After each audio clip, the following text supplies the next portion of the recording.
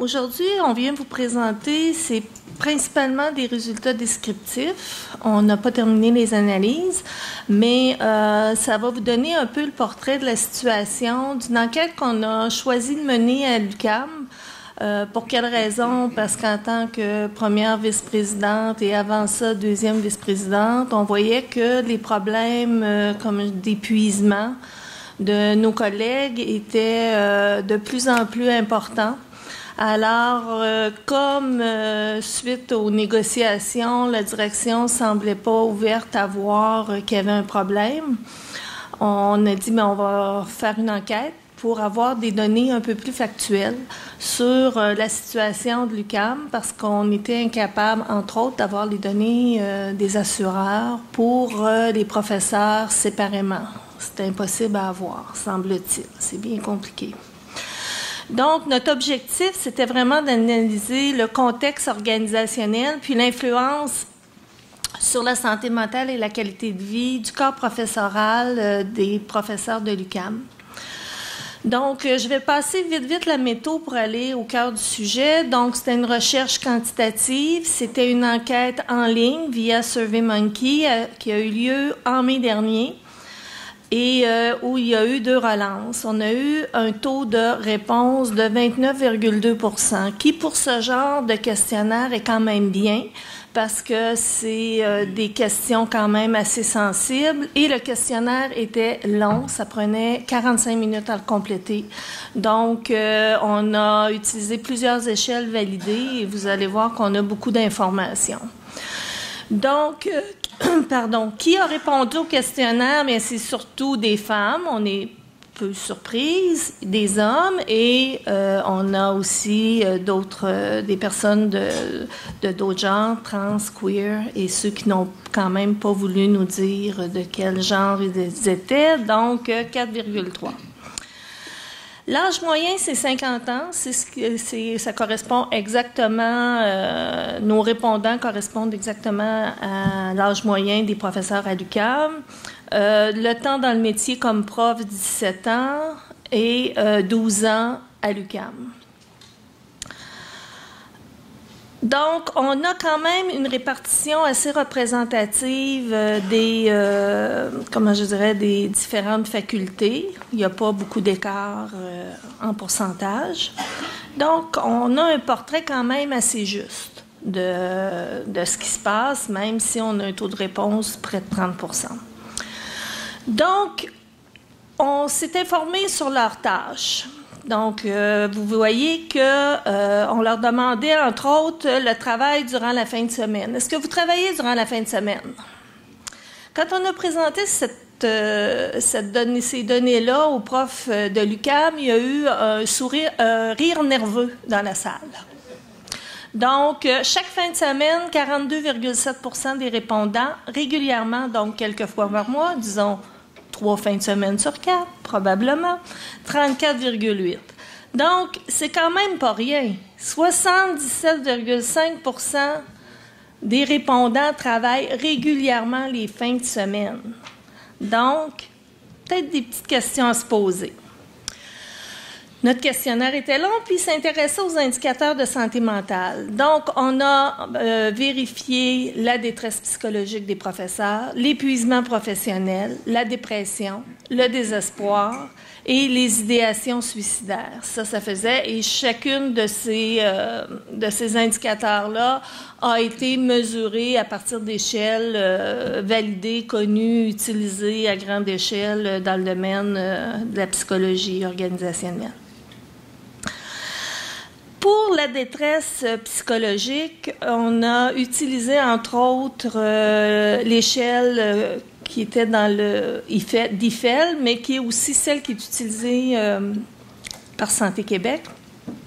Et l'indice qu'ils avaient obtenu, c'était 26,2 pour l'ensemble du Québec. À 26, la température, pensez à un thermomètre, là, hein? Quand on dépasse 38, on commence à être en problématique. On ne peut pas dire c'est quoi le problème, mais on sait qu'il y a quelque chose qui ne va pas. Donc, à l'UQAM, il y a 47,7 % des professeurs qui présentent un indice de détresse. Donc, ça aussi, ça pose des questions. Par la suite, on a regardé l'épuisement professionnel avec l'échelle connue là, de Maslach. Et pour diagnostiquer l'épuisement professionnel, il faut être présenté dans les 3 indicateurs que vous avez là. Il faut présenter, comment je dirais ça, un niveau élevé. Ce qu'on se rend compte, c'est que l'épuisement professionnel est élevé pour 40% de notre échantillon. C'est pas un échantillon, c'est la population, mais ceux qui ont répondu, des répondants. Par contre, la dépersonnalisation, c'est-à-dire être critique. Hein, donc, quand on parle de dépersonnalisation, c'est de dire d'être cynique par rapport à notre travail, par rapport à nos collègues. Donc, c'est rassurant, c'est faible. Au niveau de l'efficacité professionnelle, donc le sentiment de bien faire son travail, d'être content de nos réalisations, c'est quand même pas si mal. 55,4 % c'est élevé. Donc, en quelque part, malgré que les gens sont épuisés, ils travaillent fort pour bien faire leur travail, puis ils sont contents de ce qu'ils font. C'est à peu près le diagnostic que je vous donne. Au niveau des symptômes de la dépression, l'échelle qu'on a retenue pour l'évaluer, c'est tous les indicateurs qui sont là. Donc, il y a 21 items qui ont été questionnés. La tristesse, le pessimisme, la difficulté d'avoir des bonnes habitudes de sommeil, l'indécision, etc. Donc, ce qui est important de savoir, c'est qu'il y a une différence entre l'épuisement professionnel et la dépression. L'épuisement professionnel, ça ne concerne que le travail. Hein? Donc, c'est associé à des circonstances qui sont essentiellement liées au travail. Donc, à un contexte spécifique. Et ce n'est pas un trouble envahissant. Donc, ça ira pas, ça ne, comment je dirais, débordera pas sur les autres sphères de votre vie. Alors que la dépression, c'est tout le contraire. La dépression, c'est généralisé. C'est à travers toutes les sphères de votre vie, familiale, communautaire, votre travail, tout. La dépression n'est pas liée à un contexte spécifique. Bien que ces deux choses-là soient différentes, ces deux phénomènes-là soient différents, il y a quand même un certain chevauchement entre les deux, entre l'épuisement émotionnel et la dépression. Quand on a demandé les questions relativement, je vous rappelle qu'il y avait 21 items qui étaient scorés 0, 1, 2, 3 pour élever. Donc, on dit qu'il n'y a pas vraiment de symptômes lorsque le total sur les 21 items donne entre 0 et 13 %. Ça, c'est 68 % des gens qui ont répondu. Donc, c'est bien. Il y a quand même un bon groupe qui n'est pas dépressif. Dépression légère, 17,6. Moyenne, 11,3. Ce qui fait quand même, oups, il y a une petite erreur, c'est pas 14, ça doit être 24 qui va là, ou 34. C'est moyen et sévère ensemble, ça. C'est la moyenne. Ah, c'est mon chose qui n'est pas bon. OK. Donc, moyenne et sévère, il est à tard quand j'ai fini ça. Je ne vais pas avoir les yeux bien alignés. Donc, je prêche pas, je fais pas ce que je prêche. Donc,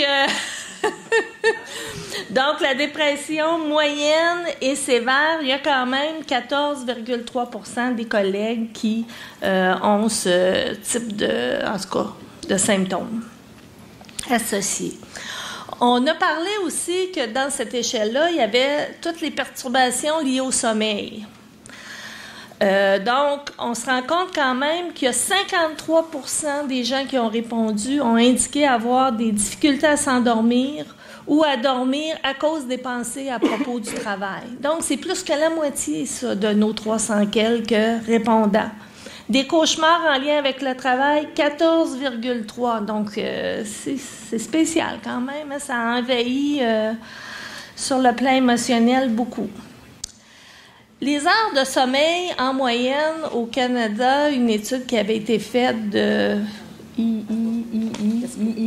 Iskovitch indiquait que c'était en moyenne entre, disons, 7-8 heures, qui est le nombre d'heures par jour qu'une personne devrait dormir.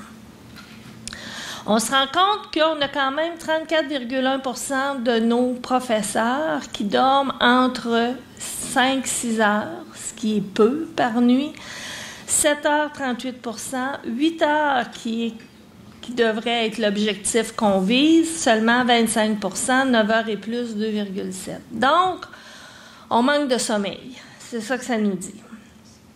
Ce qui peut contribuer au harcèlement. Pas au harcèlement, ben, peut-être aussi. On va checker ça après. Là, quand on est trop énervé, des fois, on sait jamais. C'est ça. Au niveau du désespoir, donc, le désespoir sévère, c'est quand même peu, 5,4.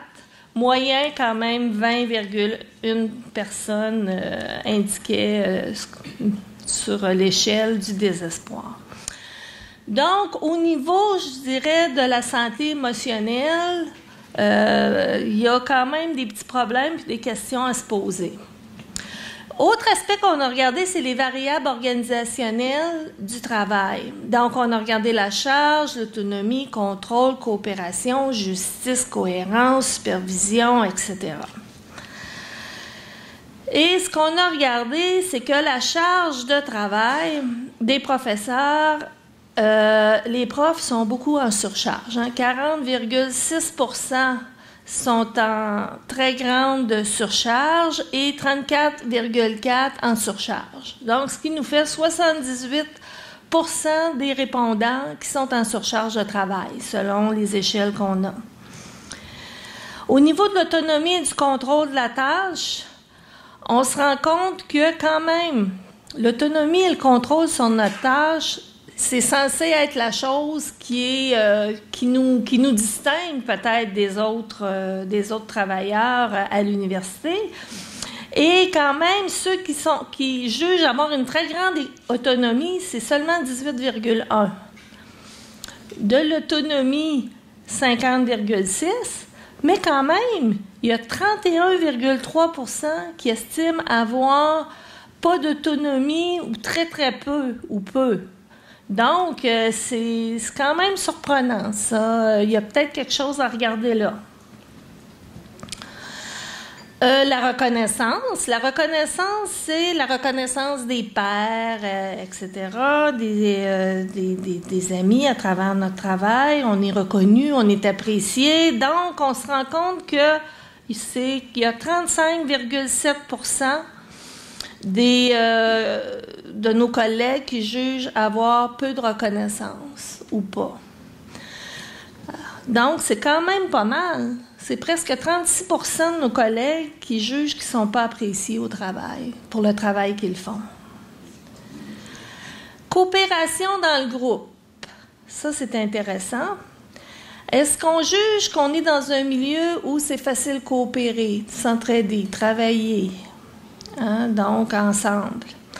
On se rend compte que 40,3% de nos répondants qui disent qu'il y a une faible coopération. Alors, ça veut dire qu'on a 60% qui jugent qu'on a une coopération pas pire, puis seulement 10% qui jugent avoir une très bonne coopération dans leur milieu de travail. Ça nous amène à nous poser des questions, ça. Sur le plan de la justice organisationnelle, donc, on pense que tout le monde est traité équitablement dans notre organisation, dans notre université. Bien, il y a quand même 48,6% des professeurs qui estiment qu'ils ont un sentiment, une perception d'injustice au travail. C'est assez surprenant quand on pense que, bon, dans un contexte comme à l'UQAM, on est quand même syndiqué, donc les normes devraient s'appliquer. Donc, ça veut dire qu'on a une perception qu'il y a des choses qui se décident, qui se font, qui ne suivent pas les règles, qui passent aux côtés. Donc, il y a des questions à se poser là aussi. La cohérence des valeurs. Donc, en gestion, on parle beaucoup de conflits de valeurs, que ça peut amener des malaises chez les travailleurs, chez les personnes, les professionnels. Donc, est-ce que les valeurs de l'individu, nos valeurs qu'on chérit comme professeurs, est-ce qu'ils sont en harmonie avec les valeurs des programmes dans lesquels on travaille, les valeurs de notre organisation? Bien, on se rend compte qu'il y a quand même un certain nombre de professeurs qui ont à lutter avec ça. Donc, il y en a 24,3 qui ont un sentiment d'incohérence entre leurs valeurs personnelles et les valeurs de l'organisation dans laquelle ils travaillent. Bon, le bon côté, c'est qu'il y en a quand même plus qui voient une certaine cohérence. Les formes de supervision ou de gestion organisationnelle. Là, pour ceux qui ne le savent pas, l'UQAM, n'étant pas une université à charte, a un statut particulier comme les UQ, donc où on a une gestion plus participative, ou ce qu'on pourrait appeler, bien que les hauts gestionnaires disent non, c'est une forme de cogestion. Quand on regarde ça, ça veut dire que s'il y a une cogestion, souvent, on ne devrait pas sentir qu'on a un patron en arrière de nous qui nous dit quoi faire ou qui nous incite à faire des choses ou à faire des choix qu'on ne voudrait peut-être pas nécessairement faire dans notre carrière.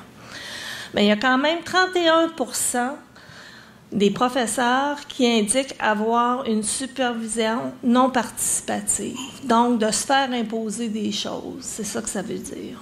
Dans un contexte comme l'UQAM, c'est quand même parlant. Au niveau des communications, là, c'était plus, on s'intéressait aux communications. Est-ce que vous savez ce qui se passe dans votre institution? Quand il y a des changements qui s'amorcent, est-ce que vous êtes au courant? Est-ce que l'information circule bien?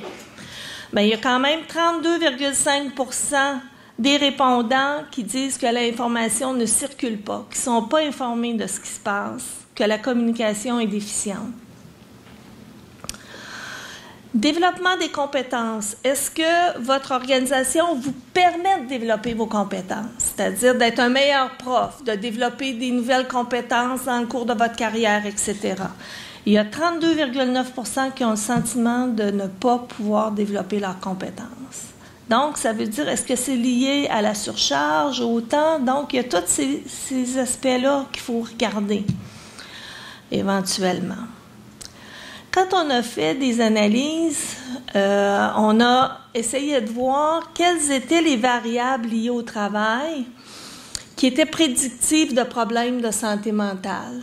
Et là, ce que je vous donne, c'est un résultat agrégé là, dans un tableau. Dans le fond, les deux variables qui sont les plus significatives, tout ça c'est significatif, là où vous voyez les étoiles, mais les deux variables qui ressortent le plus sont la charge de travail et le manque de reconnaissance, qui sont les deux variables prédictives de problèmes de santé mentale chez les professeurs. Ensuite, on a regardé, OK, souvent, juste pour vous dire, parce que souvent, ce qu'ils vont vous dire, les administrateurs, c'est que c'est bien beau l'épuisement professionnel, la dépression, le problème, mais c'est pas dû au travail. Bien, c'est parce qu'il a divorcé, c'est parce qu'il a perdu quelqu'un, parce que, bon, c'est à cause de la sphère vie personnelle. Alors, on a questionné, là, je ne vous les ai pas mis parce que la présentation est trop courte, on a questionné sur ces événements-là dans la vie des répondants. Et là, on a divisé en 3 groupes. Ceux qui n'ont eu aucun événement de ce type de stress au cours des 12 derniers mois, c'est le groupe 1. Ceux qui ont eu un événement au cours des 12 derniers mois et ceux qui ont eu 2 événements et plus. Et ce qu'on se rend compte, c'est que la différence va être significative entre le groupe 1, celui qui a eu aucun événement, et ceux qui ont eu plus de 3 événements. 2 à 3 événements. Donc, c'est quand même, nous, ce que ça nous dit, c'est que la vie personnelle, oui, ça peut jouer, mais ça prend un certain poids avant de commencer agir sur la détresse, l'épuisement émotionnel et la dépression. Bon, ça, je vais passer. On avait fait... Juste finir sur le harcèlement psychologique, parce que c'est un de nos dadas et ça nous a occupés au cours de la dernière année dans nos différentes universités. Donc, sur le harcèlement psychologique, combien de personnes ont vécu ou vivent déjà du harcèlement dans nos répondants? 18,4 en milieu de travail. Témoins, 5,4 de harcèlement. Jamais vécu, quand même, c'est bien, 76,2. Les collègues, hein? Un collègue, plusieurs collègues, c'est 28,1% des harceleurs, c'est des collègues. Directrice, directeur de département, on pourrait les ajouter là-dedans, ça ferait 7,6 de plus, parce que c'est des collègues. Donc, on voit que la principale source d'harcèlement psychologique, c'est les collègues. C'est amusant, ça nous amène à nous poser des questions, hein, quand même. On a fait... Non, mais tu sais, ça amène à réfléchir. Bon, au niveau de... Quand on a fait une... Bon, je sais que j'ai plus de temps, mais on pourra en reparler plus tard. Finalement, quand on regarde les variables prédictives, hein, des problèmes, du harcèlement psychologique, oui, j'ai fini, et des problèmes de santé mentale, c'est ma dernière, c'est encore la charge de travail et la reconnaissance qui sont les facteurs les plus dominants.